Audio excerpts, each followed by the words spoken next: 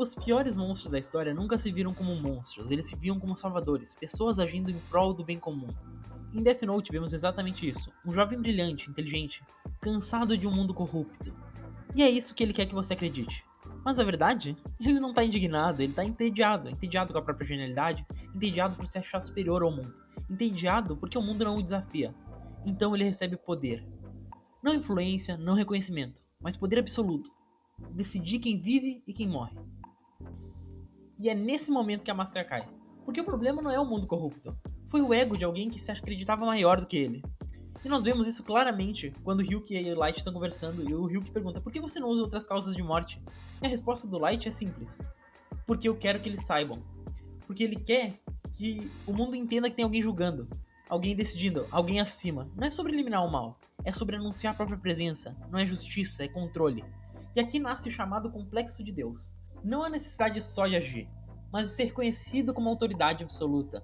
Não basta mudar o mundo, é preciso que o mundo saiba que eu estou mudando ele. Tipo eu querendo saber se você está gostando do vídeo. Se tiver, por favor deixa o like, me ajuda muito. O complexo de Deus não é algo novo. Nietzsche já escreveu sobre isso. Ele falou: quem combate monstros deve cuidar-se para não se tornar um. O Nietzsche não queria dizer apenas violência, era transformação interna. Quando alguém assume o papel de Deus, inevitavelmente começa a se colocar acima da própria humanidade. Porque no fundo, o complexo de Deus não nasce do ódio, nasce do orgulho. Da convicção silenciosa que eu enxergo o mundo melhor que os outros, eu sei o que é certo, eu devo decidir. E é nesse momento que a justiça deixa de ser princípio, vira sua identidade, vira eu sou Deus, eu sou melhor, eu sou superior a todos, eu devo decidir, eu mando. A minha vontade é a única vontade que importa. Porque no começo parece certo, criminosos desaparecem, medo diminui, as pessoas agradecem, aplaudem. Mas existe uma diferença brutal entre justiça e poder. Justiça aceita limites, controle exige submissão. O momento em que o ser humano para de questionar as próprias ações é o momento em que ele começa a se tornar uma ameaça.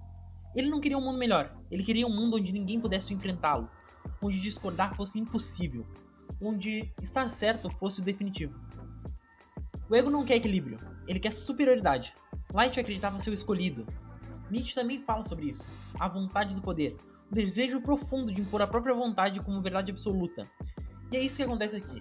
Ele não está seguindo por compaixão, ele está se guiando por uma vontade de dominar a narrativa do mundo, de se transformar a visão dele deturpada e insana em uma lei, a opinião imoral, a sua decisão em destino.